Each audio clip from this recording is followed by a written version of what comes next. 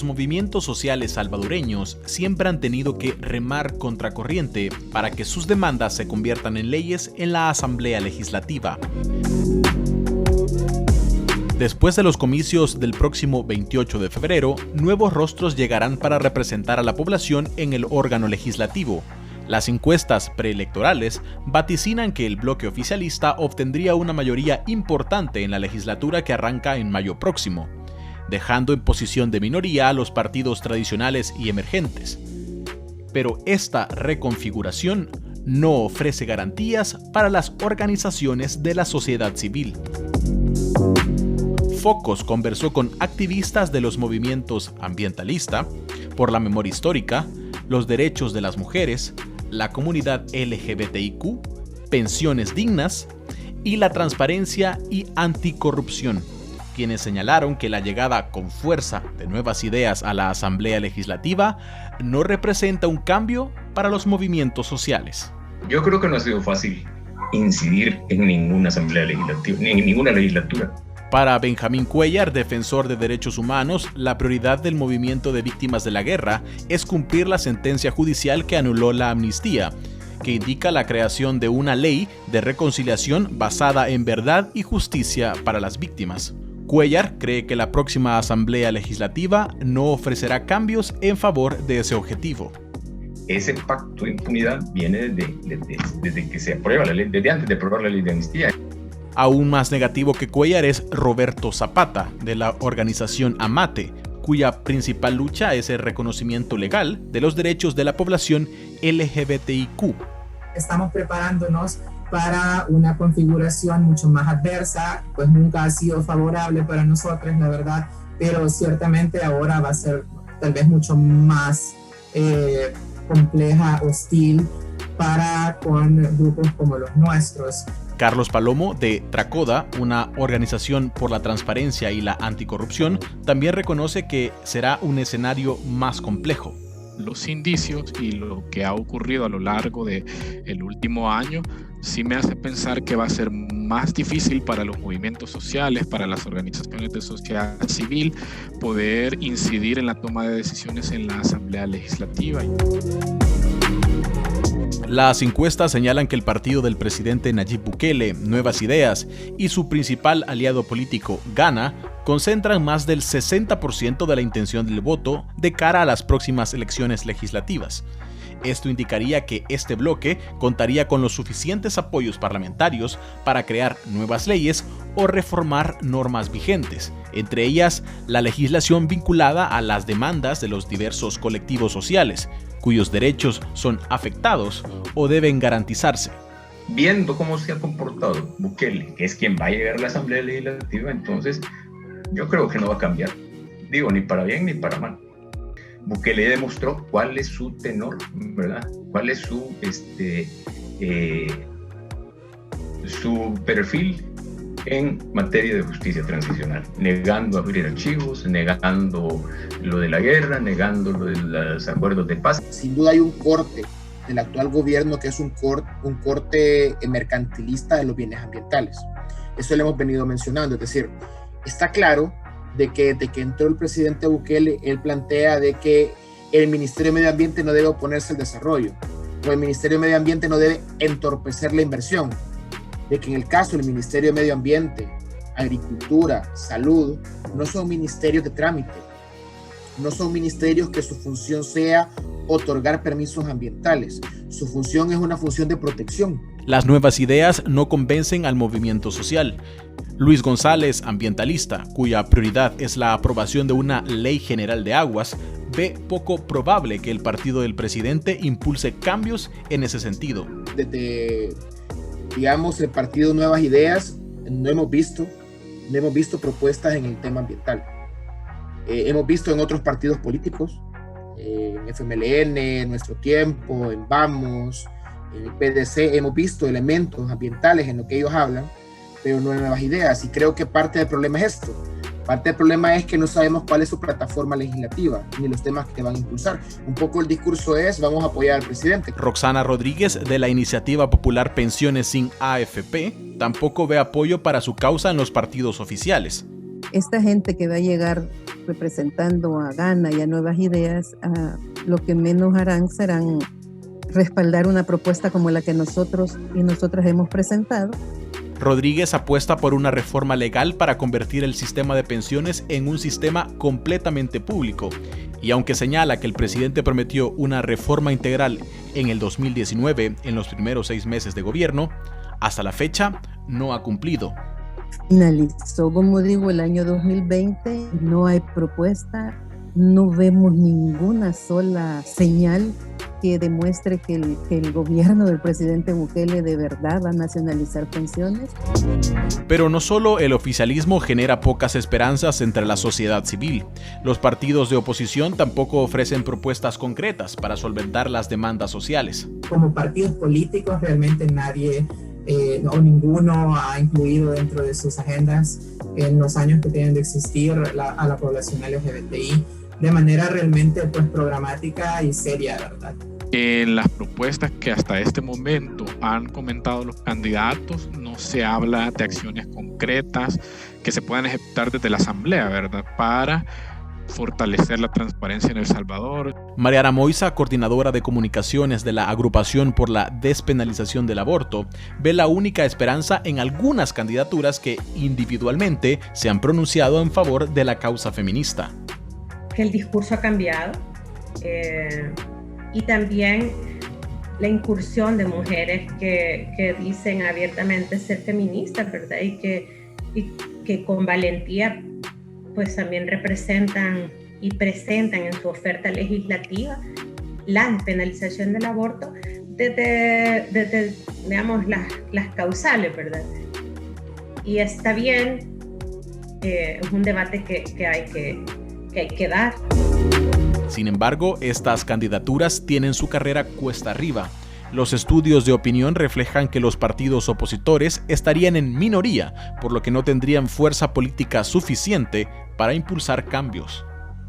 En ese sentido, es muy importante que estas candidaturas estén hablando, que nos estén provocando y ¿verdad? Que nos sigan impulsando a entender, ¿verdad? Lo que ha pasado, sobre todo como un contrapeso al discurso digamos, que viene desde el gobierno, ¿verdad? Frente a un Estado, a un gobierno que cierra, digamos, toda posibilidad de hablar con la sociedad civil organizada, por ejemplo, y eso es una pérdida importante. Tener un contrapeso en la Asamblea de una sociedad activa, ¿verdad? Pidiendo que se converse sobre nuestros temas, creo yo que es una manera de resistir también. Para recordarles la agenda pendiente en materia de derechos humanos. Ante la percepción de pocas posibilidades de incidencia, los movimientos sociales enfrentan el desafío de hacerse escuchar y provocar cambios que garanticen los derechos que demandan. Para nosotros la principal tarea que hay que hacer de la estrategia que hemos visibilizado de cara a esta nueva composición y correlación en la Asamblea Legislativa es hacer ese trabajo más cercano, más de explicar, de informar, de educar, de comunicarle a la gente cotidiana en qué consiste el problema y cómo lo que nosotros estamos proponiendo lo solucionaría. Que hace falta en buena medida que se salga a la calle. Mucho se protesta últimamente y eso creo que es positivo en redes sociales, pero me parece que no es suficiente y hay que hacerle ver a los políticos, a los actuales, a los que vienen, a los que seguirán viniendo, que debemos hacer varios cambios y esto a veces solo se logra como una presión social muy fuerte que hasta esta fecha no se ha podido ver. Es una lucha importante, es el tema ambiental porque de eso dependemos para vivir. En ese sentido creo que en el tema ambiental y la mayoría de movimientos sociales vinculados a la lucha por el agua vamos a hacer todas las acciones necesarias para que nuestras demandas sean escuchadas. Y en ese sentido me refiero desde la movilización de calle, desde las estrategias comunicativas, de las campañas de incidencia, cabildeo, que sean necesarias. Y es de que estamos trabajando porque la gente tenga capacidad de veto. Es decir, no a aquellas actividades, proyectos, programas, estrategias o leyes que les puedan afectar en sus territorios.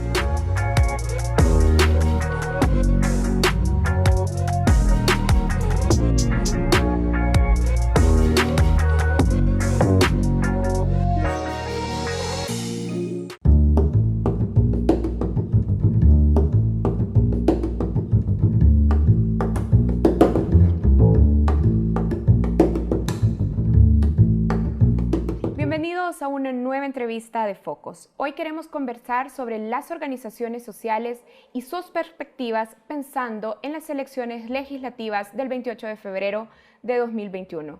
Para esto quiero dar la bienvenida a este espacio de conversación a nuestras dos invitadas. Quiero dar la bienvenida a Celia Medrano, periodista e investigadora especializada en derechos humanos. Celia, gracias por acompañarnos. Muy buenas noches a ti, Karen, a la teleaudiencia, y es un gusto estar nuevamente en este espacio. Bueno, y también quiero dar la bienvenida a este espacio a Morena Herrera, activista feminista, defensora de derechos humanos y presidenta de la Asociación Ciudadana por la Despenalización del Aborto. Morena, gracias por acompañarnos, bienvenida.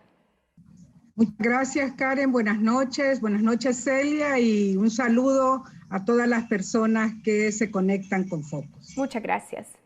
Bueno, hablemos de a dónde está hoy o a dónde están hoy las organizaciones sociales pensando en su representación política y sobre todo su representación política en la Asamblea Legislativa. Pero para eso hay que hablar un poco de los antecedentes. Vamos a decir algo, en El Salvador hay movimiento social, hay ambientalistas, feministas, defensores de derechos humanos, las víctimas del conflicto armado, trabajadores y trabajadoras, población LGBTI, pero no hemos vuelto más bien a ver de nuevo la capacidad de movilización masiva que, por ejemplo, tuvieron las marchas blancas contra la privatización de la salud a principios de la década del 2000. Morena, ¿qué le pasó a esta capacidad de cohesión y de movilización masiva? Bueno, yo creo que en el último año las organizaciones sociales también han estado impactadas por la pandemia del COVID. Ha habido que adaptarse, ha habido que buscar cómo conectarse, aprender. Me parece que de manera más general hubo en los años, específicamente en los años donde gobernó el FMLN, donde hubo una disminución de capacidad de movilización. También fue otro factor. Sin embargo, yo diría que en este momento las organizaciones sociales nos estamos rearticulando, estamos aprendiendo a funcionar de otra manera y trabajando por problemas urgentes para la población con la cual trabajan, pero también tratando de levantar demandas hacia las instituciones públicas. Morena, usted decía, durante los periodos del FMLN hubo una disminución de la capacidad de movilización. ¿Por qué? ¿A qué la atribuye? Pues yo creo que varios factores. Nosotras hicimos una movilización, por ejemplo, al mes de que había llegado Mauricio Funes, nos movilizamos hacia la Casa Presidencial y nos recibieron con vallas militares y antimotines. Y yo recuerdo que nos fuimos algunas a gritar por las rejas y luego llegaron Hatuas Boone y Manuel Melgar, que en ese momento él creo que estaba de ministro de Justicia y Seguridad Pública, y les dijimos, lo que menos esperábamos de ustedes era este tipo de respuesta. Pero, digamos, la marcha del 25 de noviembre del 2019, con el actual gobierno, nos recibió también con vallas militares y con militares reteniendo la movilización, incluso más alejadas en esta ocasión de la Casa Presidencial. Y yo recuerdo que hicimos una comunicación, así como nos recibió el gobierno de Funes, nos está recibiendo el gobierno de Bukele. Poco ha cambiado. Sin embargo, yo quisiera rescatar que las juventudes se están articulando territorialmente. Creo que en este momento hay más articulación territorial. También las organizaciones de mujeres, hay más vínculos territoriales y debido a las condiciones de salud, a la crisis sanitaria que hay, pues a veces se considera menos prudente la concentración. Pero creo que ha habido, se está recuperando la capacidad de movilización y de innovación. Yo tengo mucha esperanza en los jóvenes, en las jóvenes. Por ejemplo, las movilizaciones que hicieron el 16 de enero han sido muy importantes con un involucramiento personal, quizás no tan masivas como en el pasado. Y por otro lado, el 8 de marzo del año pasado fue una movilización muy importante en El Salvador. Entonces creo que, digamos que hay un proceso de recuperación. Y quizás la otra cosa, solo es que a algunas organizaciones, cuando el FMLN gobernaba, les costaba criticar y demandar al FMLN. Celia, me gustaría conocer su opinión sobre este punto. ¿Usted coincide en este diagnóstico de pérdida de la capacidad de movilización de las organizaciones sociales? Por supuesto, siempre hablando antes de la pandemia. ¿Coincide en este diagnóstico y a qué lo atribuye? Yo creo que en el aprendizaje de los movimientos sociales tenemos todavía que aprender a vernos dentro de la diversidad de los movimientos. Pienso que no podemos hablar de un movimiento social. Tenemos que hablar de movimientos sociales y entender que la riqueza que podemos ofrecernos como sociedad es en respetar y actuar en la unidad, en la acción, en puntos comunes que no tienen que ser permanentes, en agendas comunes en las que podemos coincidir y simplemente seguir nuestro camino cuando encontremos desencuentros y volvernos a encontrar en esas agendas comunes, en el respeto de lo que cada quien representa dentro de su propia acción política a nivel social. Creo que es el primer punto que la historia reciente nos ha dado en materia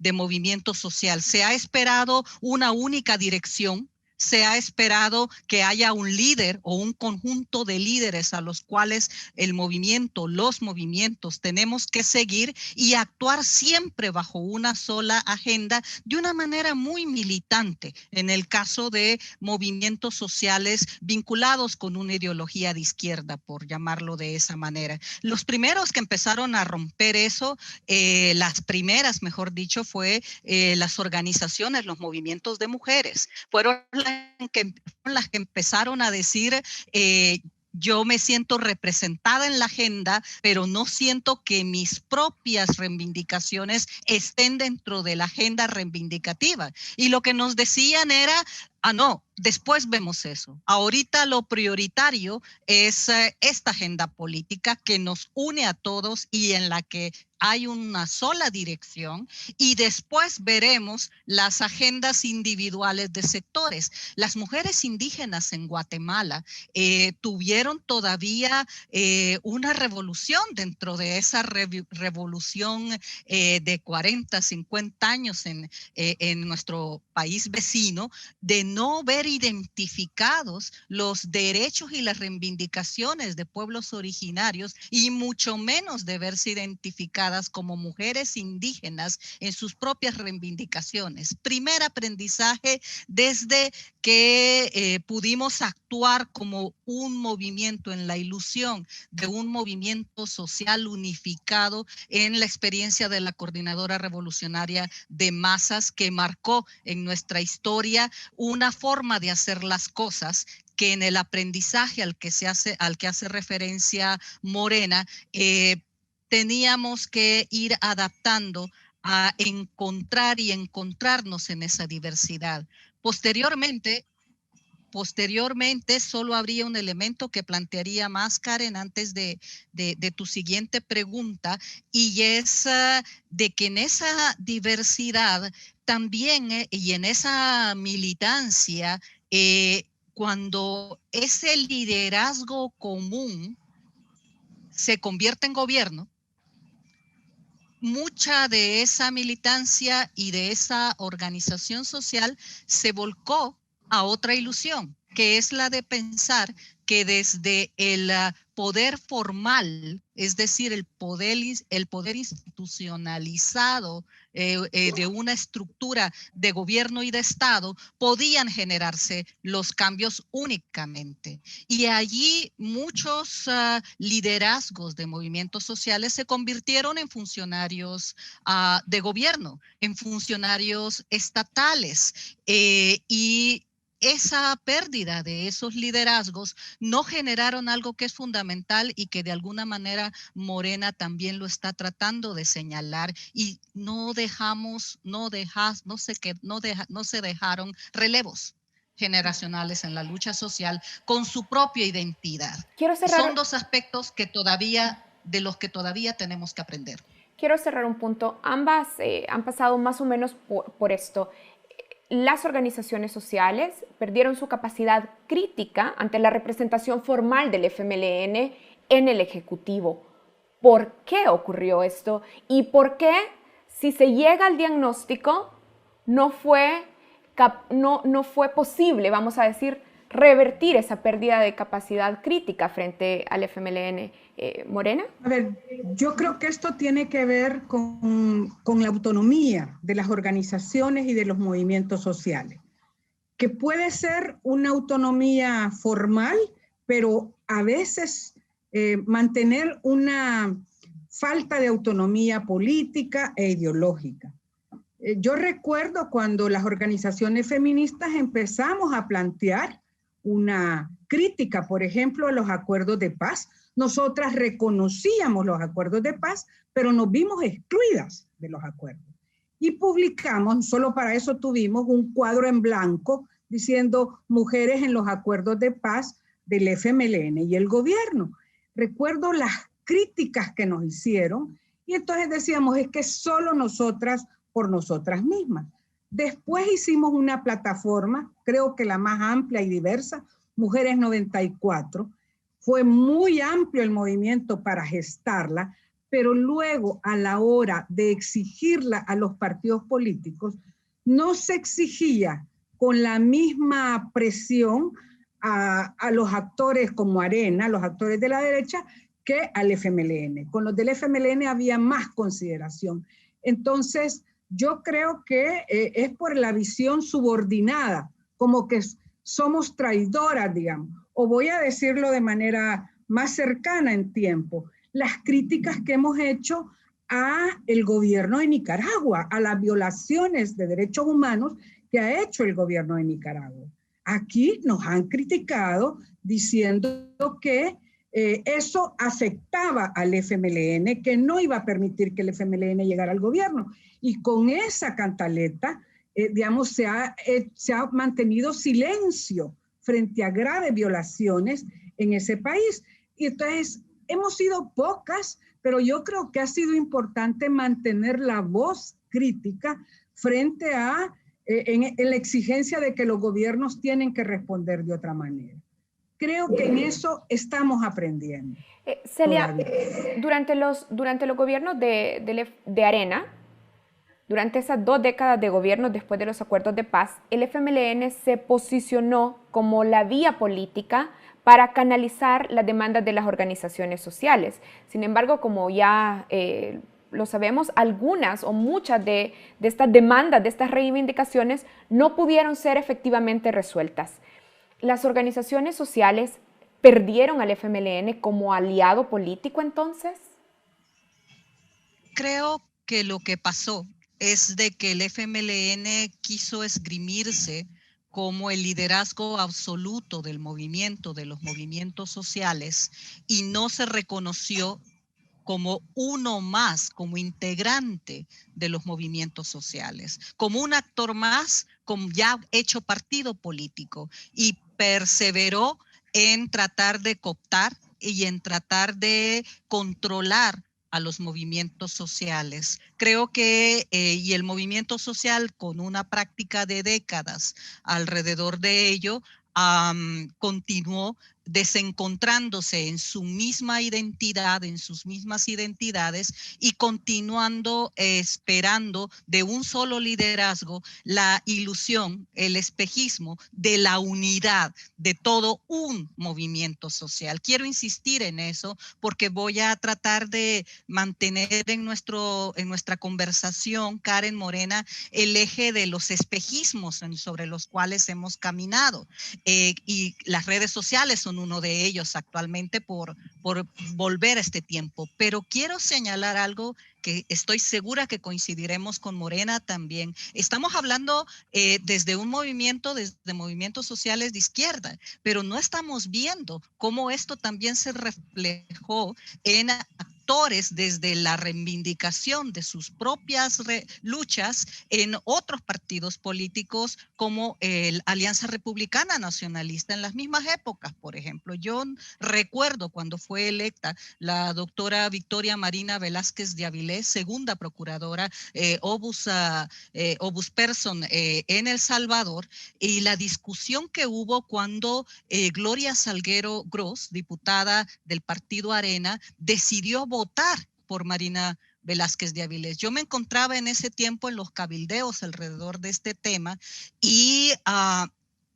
sé muy de cerca las consecuencias que tuvo Gloria Salguero Gross por haber favorecido la elección de la doctora Victoria Velázquez de Avilés. No fue un tema de distribución partidaria del puesto político en la PDH. Fue una mujer que dijo: voy a votar por una mujer, porque es una mujer capacitada, tiene el perfil del cargo, pero tiene que ser una mujer.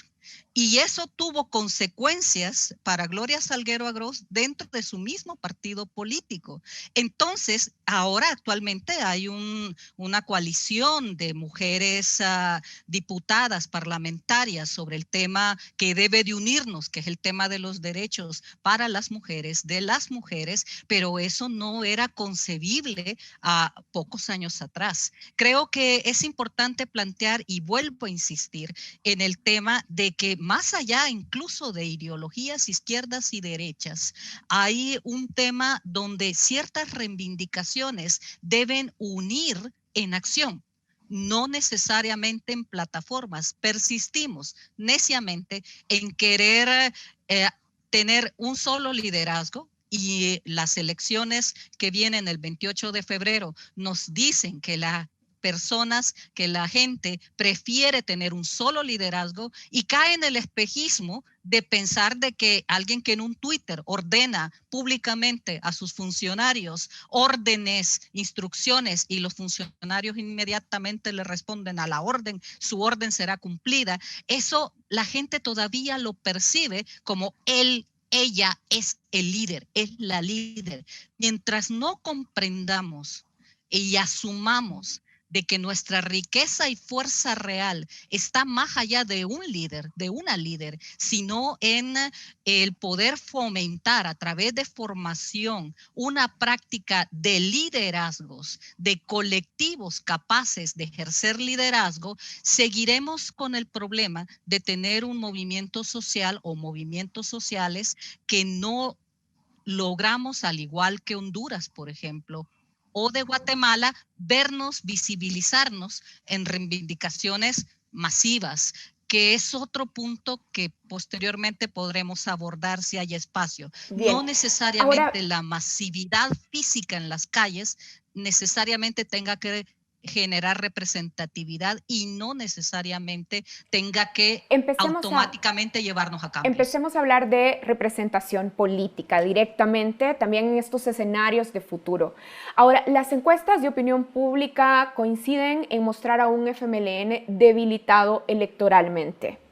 El debilitamiento electoral del FMLN Morena implica que las organizaciones sociales quedan huérfanas o quedan desprovistas de esta vía, de este aliado en la Asamblea Legislativa?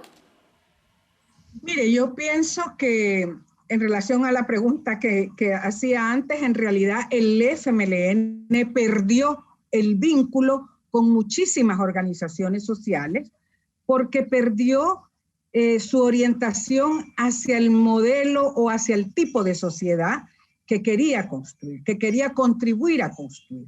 Y entonces no logró recoger las aspiraciones sociales que teníamos organizaciones sociales y la gente.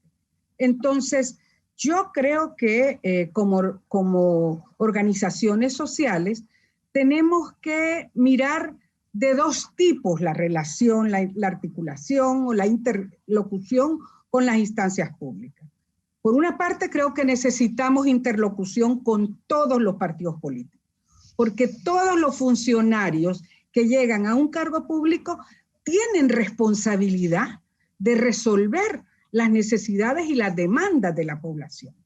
Por otro lado, si dentro de la gente que está en los cargos públicos hay una posibilidad de acercamiento, a veces eso facilita la interlocución, pero no debemos descansarla en aquella, digamos, en aquella gente que conocemos. Entonces, yo no considero que estamos huérfanos. A mí me preocupa, quiero decir, porque, bueno, yo nunca he sido del partido FMLN, pero fui del FMLN guerrillero.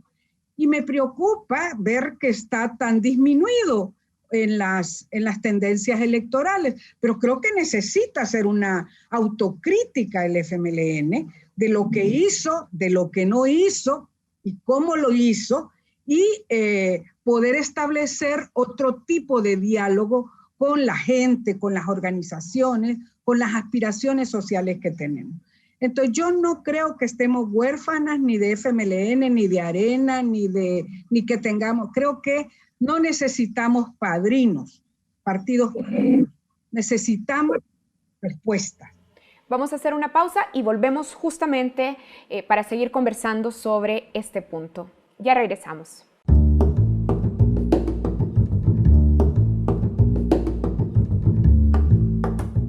Continuamos en la entrevista de Focos. Estoy conversando con Celia Medrano, periodista e investigadora especializada en derechos humanos, y también nos acompaña en este espacio Morena Herrera, activista feminista, defensora también de derechos humanos y presidenta de la Asociación Ciudadana por la Despenalización del Aborto. Celia, en el bloque anterior Morena decía, bueno, no, yo no creo que las organizaciones sociales nos estemos quedando huérfanas con este debilitamiento electoral del FMLN. Pero entonces, ¿qué otros partidos políticos podrían ser sus interlocutores o aliados en la nueva Asamblea Legislativa? Y hay que decir que las encuestas de opinión pública dicen que Nuevas Ideas tendrá un número importante de diputados y este podría ser acompañado para lograr mayorías con Gana. ¿Qué otros partidos entonces podrían ser interlocutores de las organizaciones sociales? Creo que parte del aprendizaje que tanto Morena y yo estamos tratando de desarrollar como parte de los movimientos sociales en los que hemos participado toda la vida, es también un aspecto que lo hemos dicho en ocasiones anteriores y lo repetiré, Karen. Tenemos que distinguir entre poder formal y poder real. Y tenemos que vernos como movimientos sociales siempre como poderes reales. Si los movimientos sociales se consolidan en su acción, desarrollan liderazgos colectivos, incluso invisibles, si rompemos el esquema de que el líder que vemos en televisión, en las redes sociales, es al que hay que seguir. Al contrario, si tenemos liderazgos que nadie ve, pero son capaces, creo que las caravanas de migrantes, tanto que han salido de El Salvador como de Guatemala y de Honduras, nos dan esta lección también.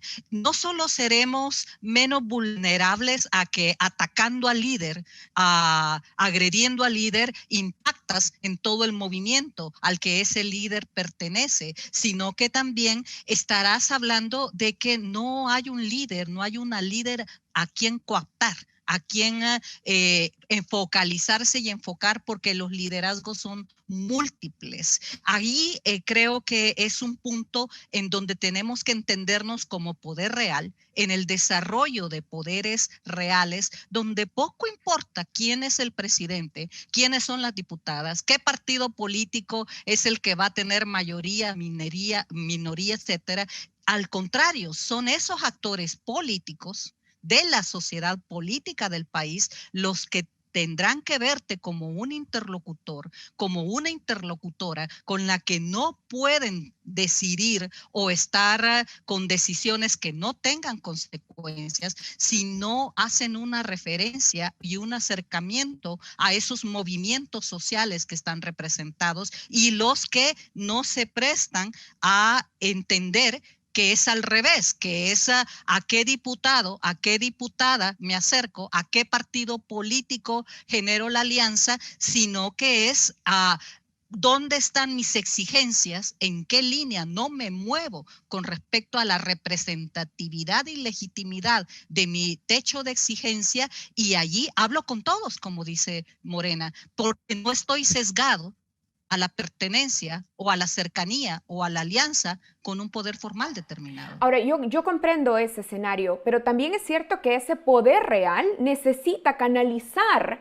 sus reivindicaciones y demandas en la institucionalidad, en el poder formal.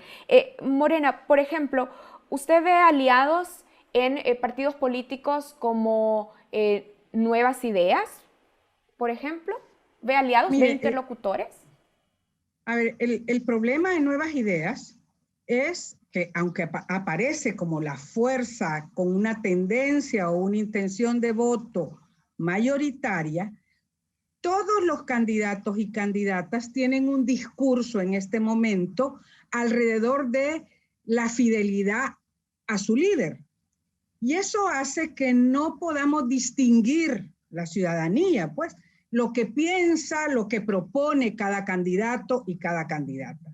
Yo creo que esa es una debilidad de Nuevas Ideas, pero habrá que buscar pues algún tipo de interlocución. O sea, yo estoy pensando, por ejemplo, Sueci Callejas, entiendo que va de candidata, y pienso que ella podría, si se atreve, a ser una interlocutora. Ella ya estuvo al frente del ISDEMU.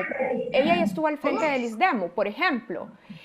A partir de este cargo en el ISDEMU, ¿usted la ve, por ejemplo, pensando en las organizaciones feministas como una interlocutora que en efecto canaliza y representa a las organizaciones feministas, a Sueci Callejas? No hemos logrado una buena interlocución en el periodo actual de gobierno. Tuvimos una reunión con la presidenta anterior y con las dos directoras que habían nombrado inicialmente, pero no logramos una buena interlocución de continuidad.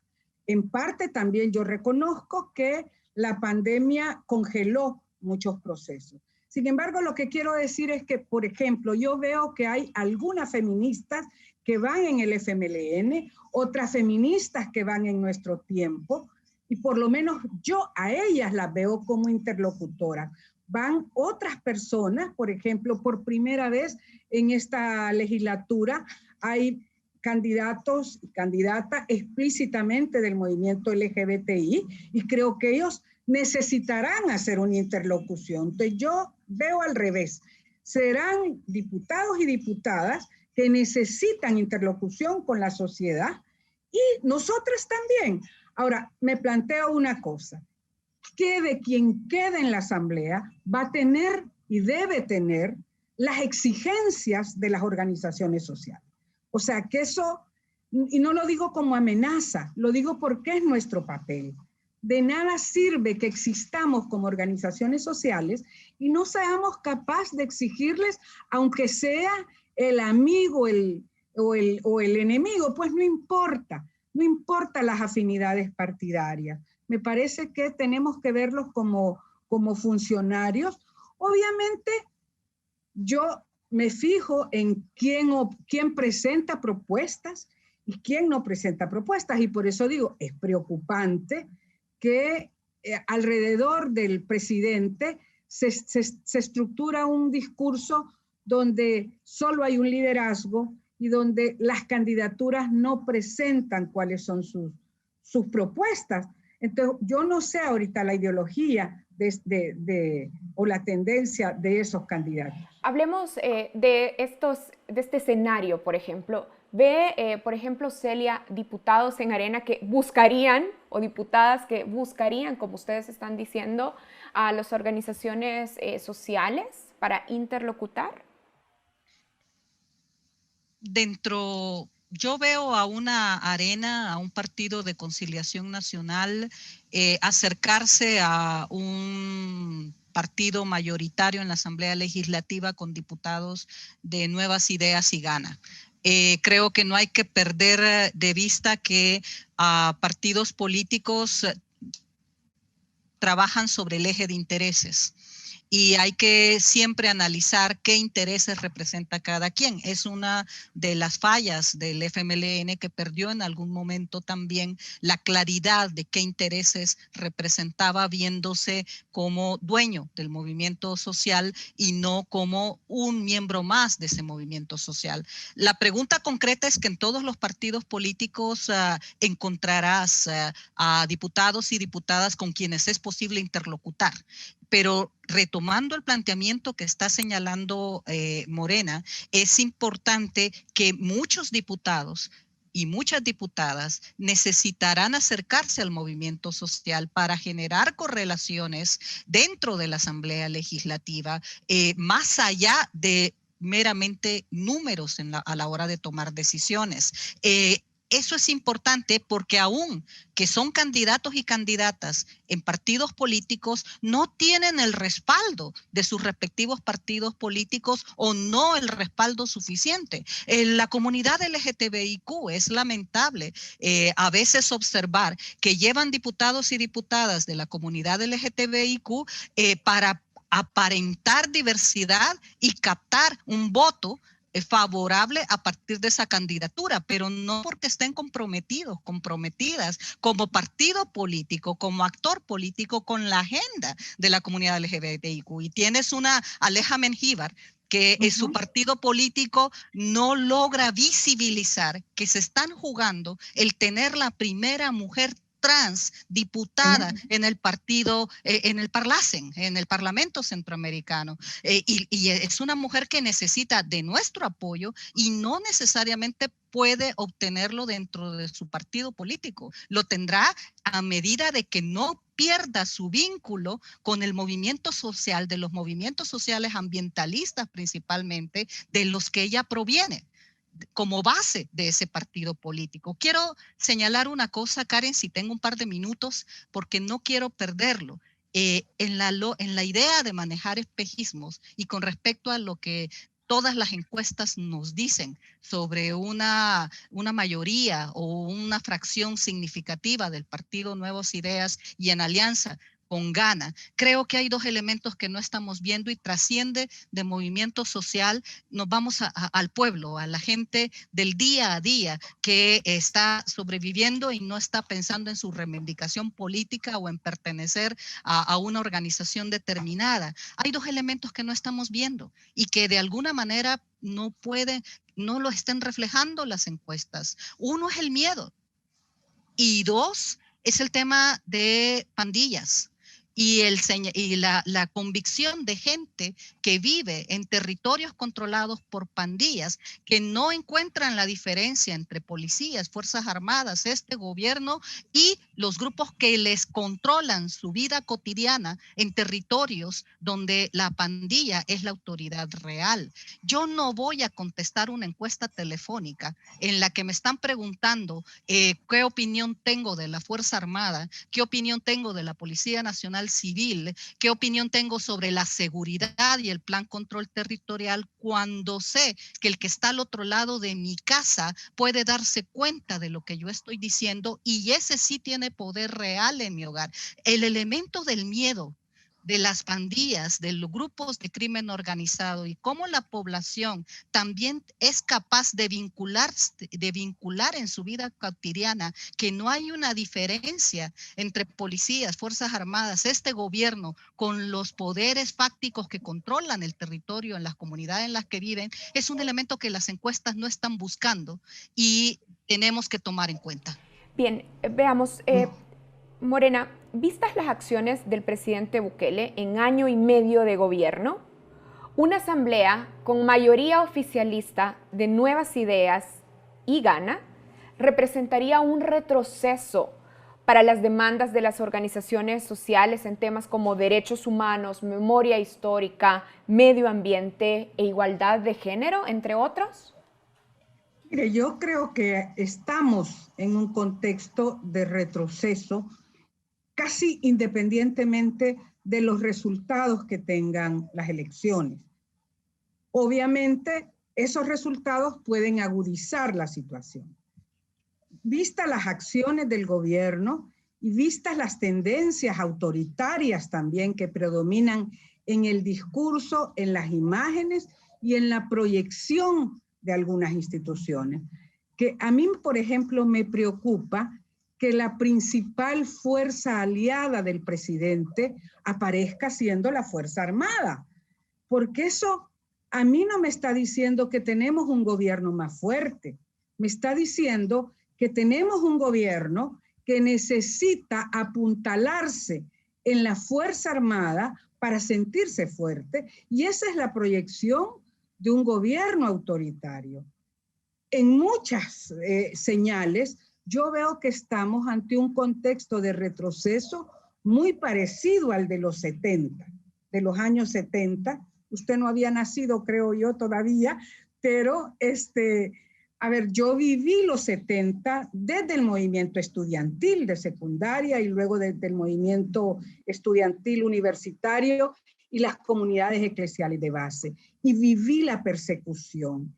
Y hay señales aquí, además, retomando lo que dice Celia, hay señales de actuaciones públicas, pero también actuaciones de actores con poder fáctico, que es el control territorial que tienen las pandillas, porque, digamos, es cierto, hay una disminución de homicidios y yo me alegro, pero en las comunidades, en los barrios, en las colonias, las extorsiones no han disminuido, el panorama del miedo sigue presente, entonces se combina presencia de Fuerza Armada y Fuerza Armada a la policía. Y quiero decir dos cosas más. A mí me preocupa la Fuerza Armada porque la Fuerza Armada había adquirido un carácter profesional y de ser respetuosa y respetada, respetabilidad en nuestra sociedad. Yo creo que el uso que se está haciendo de la Fuerza Armada le está quitando ese carácter. Y lo mismo la Policía Nacional Civil. Nos costó más de 75,000 vidas esa policía. Como una policía civil garantista de los derechos humanos y ahora está despojada de muchas de las cosas que inspiraron su fundación. Y este no era un tema solo del FMLN, quiero decir. La Policía Nacional Civil fue recibida por la sociedad como un beneficio. Teníamos confianza en la policía y ahora tenemos desconfianza. De acuerdo. Celia, ¿qué resultado electoral agudizaría, como Morena lo decía, el retroceso en las demandas de las organizaciones sociales? Hay que verlo en contexto. Si se concreta lo que las encuestas reflejan en la percepción de las personas encuestadas, en lo que se refiere a tener una mayoría o una fracción legislativa muy fuerte de Gana y Nuevas Ideas en la Asamblea Legislativa, pienso de que eso no va a estar aislado. En primer lugar, hay que ver lo que eso va a implicar. Va a ser elecciones de segundo grado a los magistrados de Corte Suprema de Justicia, fiscal general de la República, el próximo o próxima ombudsperson, todo el aparato en donde ahora ha sido una confrontación confrontación con el órgano legislativo y el judicial, será cooptación del órgano legislativo y judicial, y eso también va a ser trabajado con un movimiento social afín a las fuerzas gubernamentales. No perdamos de vista, a un año de cumplir el recuerdo del 9 de febrero, la receta que trató de ser aplicada, que por cierto también es una receta aplicada por Donald Trump en Estados Unidos o por Bolsonaro en Brasil, insurrección. El planteamiento de la insurrección con sindicatos y con grupos afines, planteándote que son movimiento social apoyando al líder absoluto y capaces de insurreccionarse en función de los otros órganos y de los otros actores políticos que representan oposición. La Fuerza Armada, y yo ya no hablo de Policía Nacional Civil, yo ya hablo de la Policía Nacional. El carácter civil de la Fuerza Armada ha sido arrancado en estas prácticas autoritarias, y por lo tanto, Karen, lo que quiero decir es de que no nos vamos a enfrentar únicamente al poder formal de la Asamblea Legislativa, que repercutirá como cascada en los otros órganos del Estado, en Ministerio Público y en otros órganos del Estado, sino que también la receta te incluye una insurrección popular, movimientos que van a ser en favor del gobierno, chocando, contrarrestando, amenazando, coaccionando a cualquier movimiento que no represente estar a favor de las iniciativas gubernamentales. Vienen tiempos muy duros en ese sentido, pero eso tiene que generar obligatoriamente, pese a el dolor que eso puede representarnos una vez más, pero inevitablemente generará movimientos emergentes que nunca van a estar de acuerdo con prácticas autoritaristas, autoritarias, y por supuesto que respetarán y pelearán por los derechos humanos en nuestro país. Bueno, tengo que cerrar aquí este espacio de conversación, así es que quiero agradecerles a las dos por habernos acompañado en este espacio de Focos. Celia Medrano, periodista e investigadora especializada en derechos humanos. Gracias, Celia. Gracias a todos los que nos han escuchado, a las que nos están escuchando. Es un gusto estar contigo, Karen, y Morena, un abrazo muy fuerte a ti. Y Morena Herrera, activista feminista, defensora de derechos humanos, presidenta de la Asociación Ciudadana por la Despenalización del Aborto. Gracias, Morena.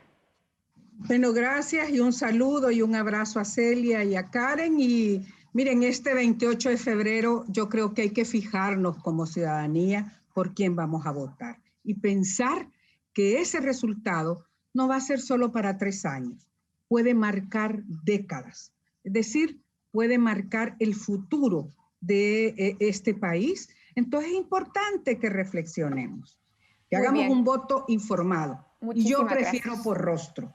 Bueno, y quiero agradecer también a todas las personas que nos acompañaron en esta entrevista. Este contenido y otros pueden encontrarlos en nuestra página web, focostv.com. También quiero invitarlos para que se suscriban a nuestro canal de YouTube, Focos TV. Gracias por acompañarnos en esta emisión. Buenas noches.